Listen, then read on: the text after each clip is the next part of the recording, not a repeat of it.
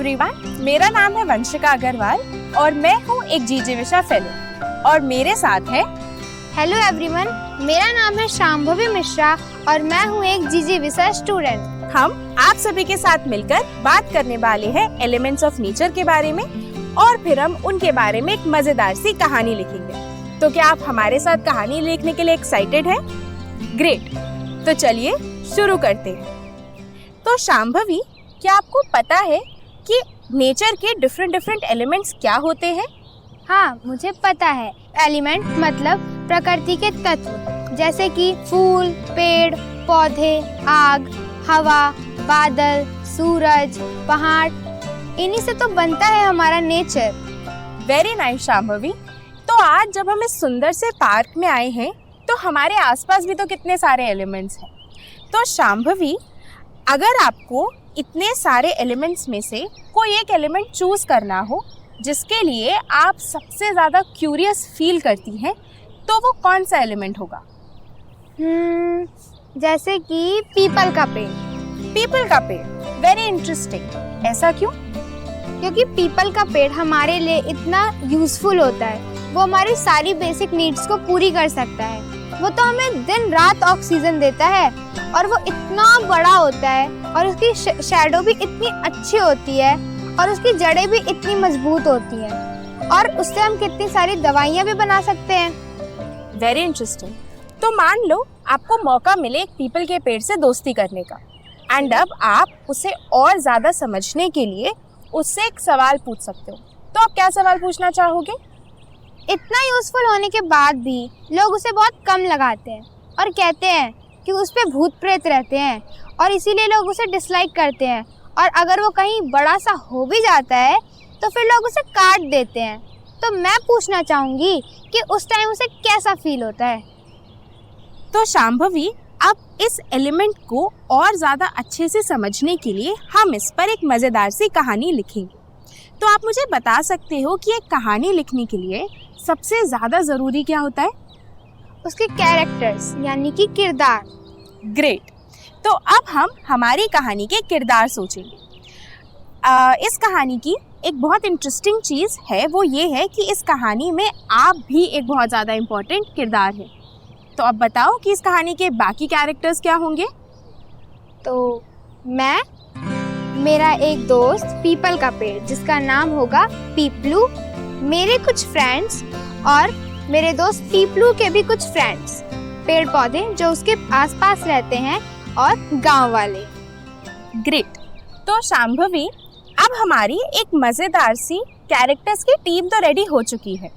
अब हम बढ़ेंगे कहानी लिखने के स्टेप नंबर 2 में, यानी कि ये सोचना कि हमारी कहानी की सेटिंग क्या होगी। सेटिंग यानी एक ऐसी जगह जहाँ हमारी कहानी घटित होती है।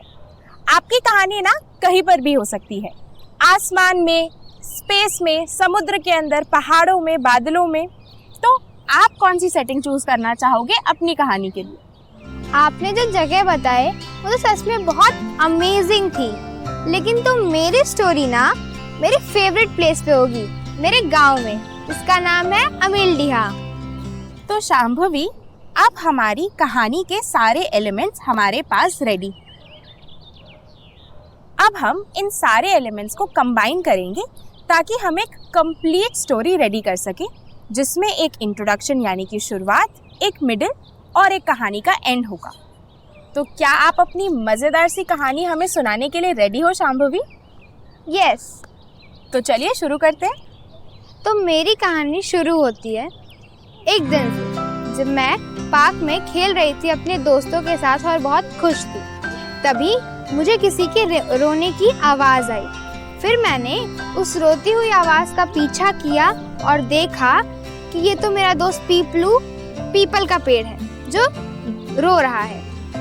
उसकी सारी ब्रांचेस नीचे और उसके पेड़ की पत्तियां सूखी हुई थी। मेरे पूछने पर पीपलू ने बताया कि कैसे गांव वाले उसकी केयर नहीं कर रहे हैं और अब उसे एक यूजलेस ट्री मान लिया है।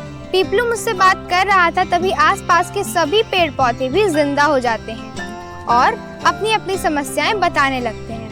तब मैं और मेरे दोस्त मिलकर ये फैसला करते हैं कि हम सब गांव वालों के पास जाएंगे और उन्हें पर्यावरण का महत्व बताएंगे। और हम ऐसा ही करते हैं, लेकिन गांव वाले हमारी अधूरी बात सुनकर ही चले जाते हैं। और अगले दिन कुछ ऐसा होता है कि गांव में बहुत तेज बाढ़ आ जाती है, जिससे उनकी सारी फसलें खराब हो जाती हैं। और गांव वाले हमारे पास आते हैं और तब मैं उनसे कहती हूँ कि इसका एक समाधान है कि आप सभी जितने भी लोग इस गांव में हैं, वो कम से कम 2 पेड़ तो लगाए ही लगाए और उसकी अच्छी तरीके से देखभाल करें। और उस दिन से लेकर अब तक हर साल गांव वाले एक महोत्सव मनाते हैं, जिसका नाम रखा गया वृक्षोत्सव।